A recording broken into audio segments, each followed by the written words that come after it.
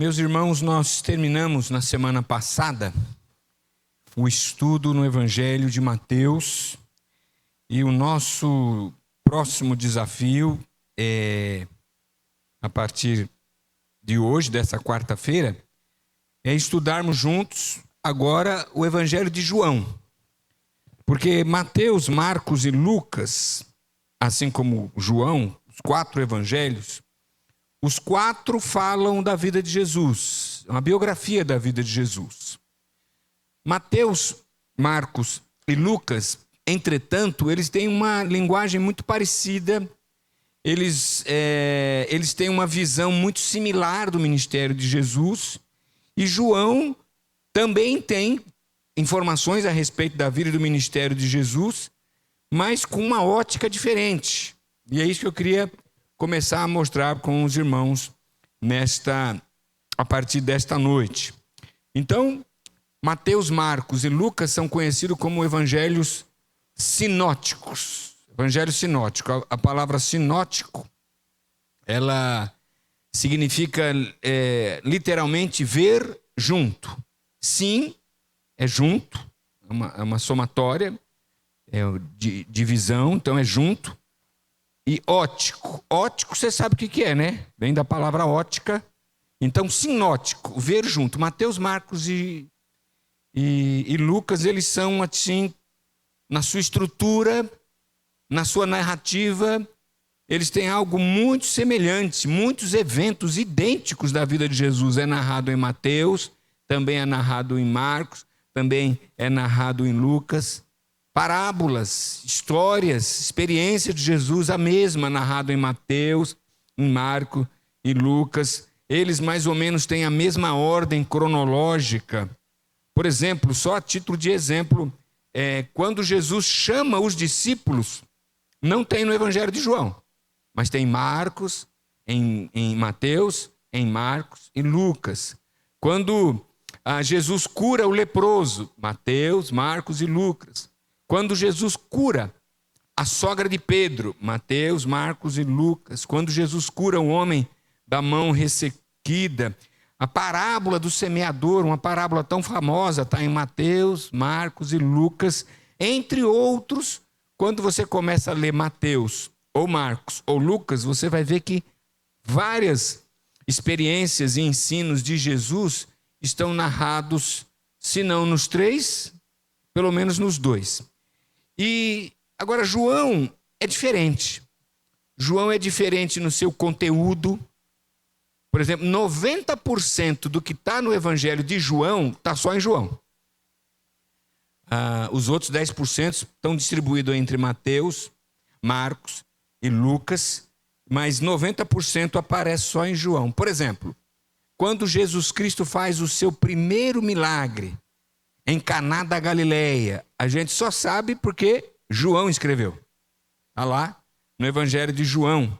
Quando Jesus tem aquela famosa conversa com Nicodemos, em João capítulo 3, que gerou o versículo 16, João 3,16, porque Deus amou o mundo de tal maneira que deu seu Filho unigênito para que todo aquele que nele crê não pereça, mas tenha vida eterna. Esse versículo clássico, famoso, importante, só está em João por causa dessa conversa de Jesus com Nicodemos. Nos evangelhos sinóticos, Mateus, Marcos e Lucas, Jesus fala muito com a multidão. Ele conta as parábolas, faz os seus milagres. Agora aqui em João, Jesus tem os seus particulares. Ele conversa em particular ali com João, capítulo 3, e no capítulo 4 ele tem um outro particular muito marcante, significativo, que só está em João. Alguém sabe o que é? A mulher samaritana. Quando Jesus encontra a mulher samaritana e tem aquele diálogo que é tão conhecido da experiência de Jesus, está em João. Ressurreição de Lázaro, só está em João.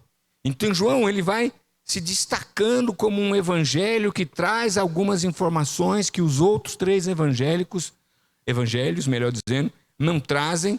Por isso, eu estou dizendo tudo isso para dizer que por isso que nós pulamos Marcos e Lucas na nossa dinâmica de estudo bíblico aqui na quarta-feira. Estudamos Mateus, agora vamos estudar João.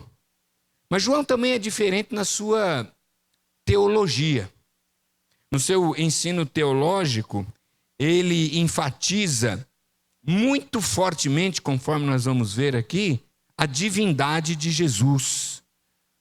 Ele vai mostrar, logo no primeiro versículo, que a gente vai ler daqui a pouco, no princípio era o verbo. Jesus é identificado ali como o verbo de Deus. Então, em João, Jesus é apresentado como o próprio Deus. E aí tem os milagres que ele faz para mostrar que é Deus, pelo menos 7 milagres. Agora, os evangelhos sinóticos, Mateus, Marcos, Lucas e João, se você se lembrar dos nossos estudos, é muito enfatizado o reino de Deus. Por exemplo, lá em Mateus capítulo 6 e no capítulo 7, nós temos o famoso Sermão do Monte. Começa em Mateus capítulo 6. E começa no 5. Tão famoso que a gente estava começando no capítulo errado. Obrigado, Daniel. Capítulo 5 começa o Sermão do Monte, passa pelo 6 e vai até o 7. Então, no Sermão do Monte, você vê Jesus ensinando os valores do reino de Deus aqui na terra. E outros valores que a respeito do reino de Deus, que Mateus, Marcos e Lucas enfatizam, são ações, são ensinos que Jesus dá, nos ensinando a como viver nessa terra. Agora, João é mais teológico. João vai mostrar a divindade de Jesus, declarações de Jesus que mostram quem ele é. É em João que nós encontramos, se eu não me engano, 7 declarações em que Jesus começa dizendo, eu sou. É João que fala. É João que destaca no capítulo 6, versículo 35, eu sou o pão da vida. Em João 8,12, Jesus fala, eu sou a luz do mundo. João 8,58, antes que Abraão existisse, eu sou, disse Jesus. João 10,11, Jesus fala, eu sou o bom pastor. Em João 11,25, Jesus diz, eu sou a ressurreição e a vida. Em João 14,6, esse vocês sabem de cor. João 14,6. Vamos ver quem fala. Eu sou Isso, ninguém vem ao Pai senão por mim. João 14,6, eu sou o caminho e a verdade e a vida, ninguém vem ao Pai senão por mim. E o último, eu sou de Jesus, também não é tão famoso quanto João 15,1. Vou fazer um teste aqui, sem olhar na Bíblia. E sem ser o Daniel também. Sem ser você também, Rodrigo. Que você é perigoso na Bíblia. Você entende bem de Bíblia. João 15,1. Será que vocês vão lembrar sem olhar para a Bíblia? Quem sabe? Pode falar aí. Daniel, Rodrigo. Eu sou a videira verdadeira e o meu pai é o agricultor. João 15,1. Então, em João, 7 vezes, Jesus diz, eu sou. Mostrando o quê? A divindade de Jesus, mostrando quem Jesus realmente é, não é apenas mais um profeta, um líder religioso, mas é o próprio Deus. E João já começa dizendo quem ele é. Por isso que, ao iniciarmos o estudo de João nessa noite de quarta-feira, a gente tem que entender que não estamos apenas analisando fatos históricos a respeito da vida de Jesus. Nós estamos sendo convidados a aprofundar a nossa fé em Jesus. Quando nós estudarmos João, a gente não quer saber mais o que Jesus falou, deixou de falar. Nós queremos também melhorar e desenvolver um relacionamento com Jesus. Ao ler João, nós queremos não só conhecer Jesus, mas nós queremos nos relacionar melhor com ele e aumentar a nossa fé nele. Amém, irmão? Então, essas palavras introdutórias vão mostrar para nós qual é o propósito da carta de João. Do Evangelho de João.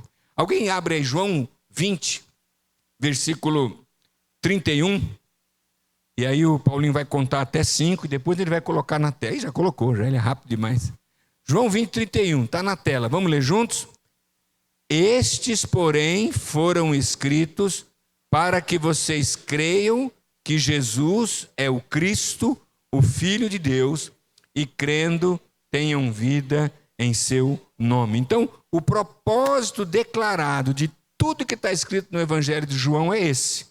João falou, muitas coisas Jesus fez, mas essas coisas estão escritas para que vocês façam o quê? Creiam que Jesus é o Cristo. Não adianta apenas conhecer sobre Jesus, você precisa crer em Jesus. Vou dar uma dica, uma informação para você, a maioria já sabe, se não todos. Um elemento que sabe tudo de Jesus, mas não é de Jesus, sabe quem é? É ele mesmo, esse que você pensou aí. O capiroto, o de Satanás, o diabo. O diabo sabe tudo de Jesus. Tanto que quando Jesus apareceu lá, numa das suas viagens, na sua caminhada, um endemoniado olhou para ele, Senhor Jesus, vieste nos atormentar antes do tempo, o que queres conosco? Jesus não falou nada, mas o demônio reconheceu Jesus.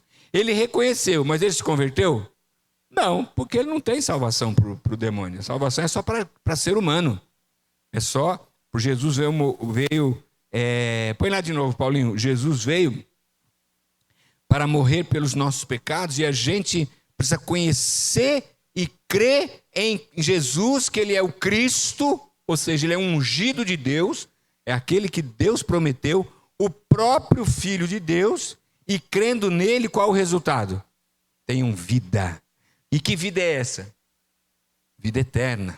Aí você vai ver João 3,16. Então, desde o primeiro versículo, quando a gente lê no princípio era o verbo, João nos conduz a um Jesus além da manjedoura, além do seu ministério terreno, dos milagres que ele fez. Desde o primeiro capítulo, do primeiro versículo, nós vamos sendo levados por João a ir além dos ensinos, das parábolas, dos milagres. Desde o princípio nós vamos sendo conduzidos à eternidade. Lá no passado, onde Cristo já existia, junto com Deus. Então, nesse evangelho aqui, que não se concentra tanto em parábolas ou cronologias detalhadas, que você pode acompanhar, esse evangelho aqui ele é mais dedicado a mostrar sinais de que Jesus é o Cristo. Esse evangelho é mais dedicado a conversas pessoais, a discursos, a ensinos pessoais, a encontros que vai mostrar quem Jesus é na sua verdadeira essência. Então é essencial estudar João. Se a gente não tivesse João, tivesse só Mateus, Marcos e Lucas, a gente ia ter bastante coisa, mas ia perder muita coisa também. A gente ia perder essa conversa com Nicodemos, ia perder essa conversa com a mulher samaritana, a gente ia perder essas 7 declarações de Jesus dizendo que ele é o eu sou. É a mesma declaração do Velho Testamento, quando Jesus se apresenta. Então, ao longo do estudo de João, nós vamos ver que Jesus se apresenta como a luz que vence as trevas. Jesus se apresenta como a vida que derrota a morte.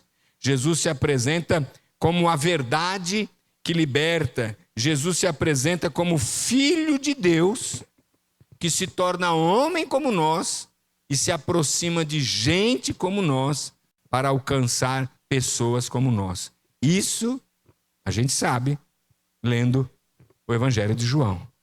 Por isso que, para nós, é mais importante do que adquirir conhecimento bíblico é responder a seguinte pergunta: quem é Jesus para você? É responder a pergunta: quem é Jesus para mim? É responder a pergunta: quem é Jesus para nós? Essa pergunta precisa ser respondida, e à medida que você responder esse conhecimento desse estudo, leve você não apenas a conhecer melhor as Escrituras, mas a crer em Jesus, a viver para Jesus e a ser salvo por Jesus. O Evangelho, que é uma biografia, não está ali só para a gente admirar um personagem, mas para a gente ser mudado por esse personagem, por essa pessoa que é Jesus. Então, com essa perspectiva em mente, vamos acompanhar o Evangelho de João desde o princípio. Abra sua Bíblia, Evangelho de João, capítulo 1, versículo 1. Se você tiver a Bíblia de papel aí. E a gente vai ler 3 versículos.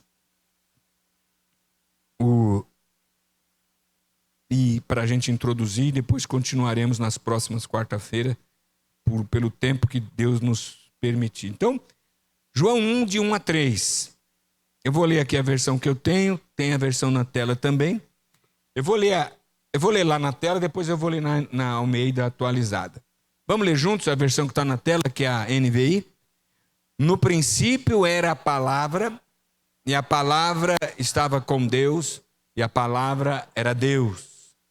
Aquele que é a palavra estava com Deus no princípio, todas as coisas foram feitas por meio dele, sem ele, nada do que existe teria sido feito. Agora, Paulinho vai colocar outra versão, N-Ara, Almeida Revista Atualizada. Ele coloca rápido, já colocou. Vamos ler a versão que a gente decorou? No princípio era o verbo, e o verbo estava com Deus, e o verbo era Deus. Ele estava no princípio com Deus, todas as coisas foram feitas por intermédio dele, e sem ele, nada do que foi feito se fez. Então, Jesus aqui é apresentado no Evangelho de João de forma surpreendente. Ele não conta de Maria, ele não conta do anjo, ele não fala da fuga para o Egito, ele não fala da visita do anjo para José, manjedoura, pastores, magos. Ele já começa falando de Jesus, dizendo no princípio. Essa palavra no princípio, de João 1:1, está em outro livro que também é 1:1. Alguém sabe onde está? Gênesis 1:1. No princípio, criou Deus os céus e a terra. Então, antes de existir o tempo, porque princípio quer dizer tempo, alguma coisa que começa, começo, meio e fim. Antes de ter o tempo, Deus criou os céus e a terra. E quando criou os céus e a terra, Deus criou a matéria, Deus criou o tempo, Deus criou tudo que existe. Senão, isso não é o universo. O que é o universo? É a matéria e o tempo, né? Antes de ter tudo isso, Deus já estava criando. No princípio, ou seja, lá em Gênesis capítulo 1, versículo 1, era o verbo. Está falando de quem? De Jesus.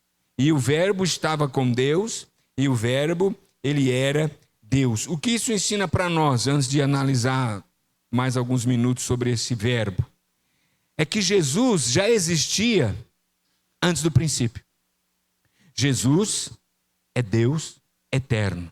No princípio era o verbo, ou seja, lá no começo de tudo, e o verbo, essa palavra era Deus. Então, um pouco sobre essa palavra verbo. Na Almeida Revista Atualizada, a gente leu no princípio era o verbo, e na NVI no princípio era a palavra.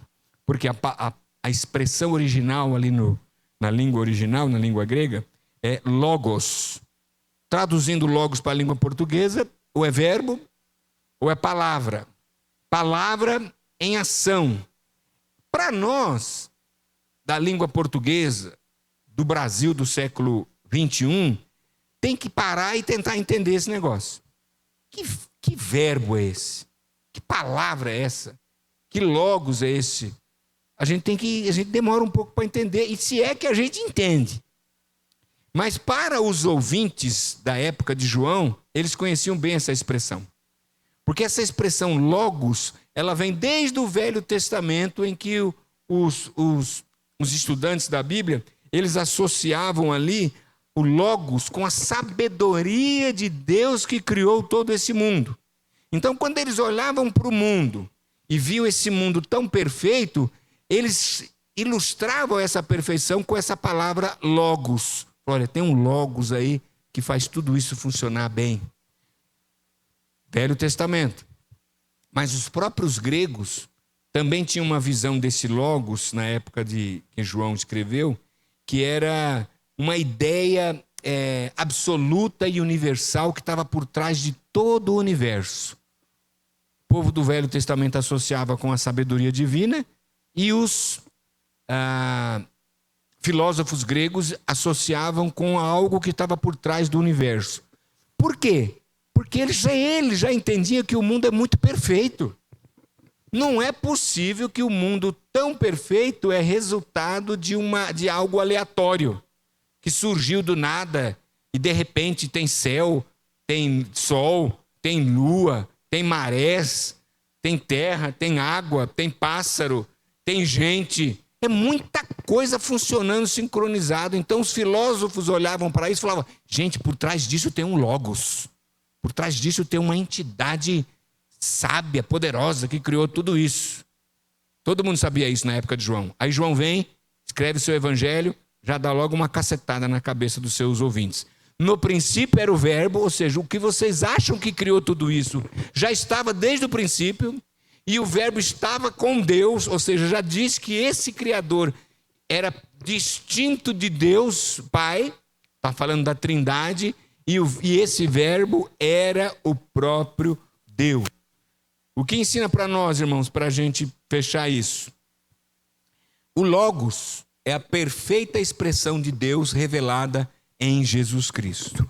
Um único versículo diz que Jesus é Deus.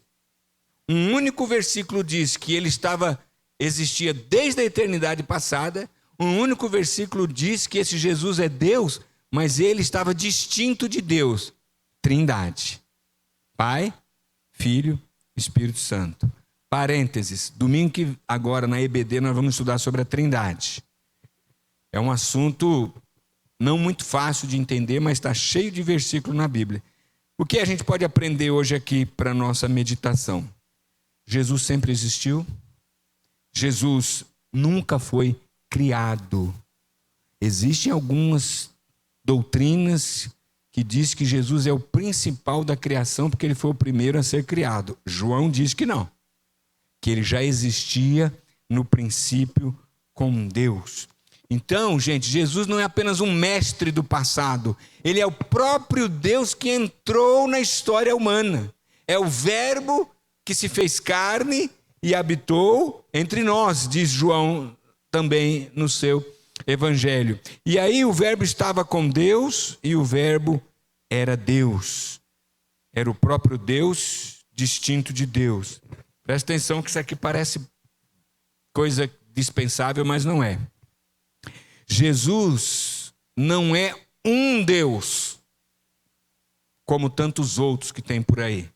Então eu vou seguir Jesus. Esse texto diz que Jesus é o Deus, o único e verdadeiro Deus. No princípio era o verbo, estava com Deus, e o verbo era Deus. E plenamente Deus. Não era menor do que Deus, nem um pedacinho de Deus. Jesus, o ser humano que viveu há 2000 anos atrás, era o próprio Deus encarnado. Alguns tentaram negar a encarnação de Jesus, dizendo que Jesus não era gente como a gente. Surgiu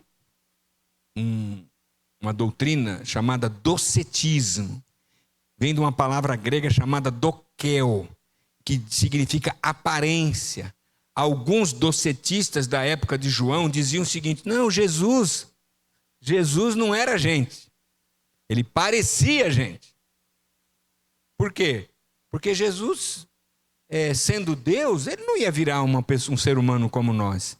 E nós pregamos sobre isso recentemente. Ele era a raiz ali do gnosticismo. Se você negar que Jesus veio em carne e osso e era Deus, você vai ter que negar todo o evangelho. Porque se Jesus não era homem como nós, ele não pode salvar a homem como nós.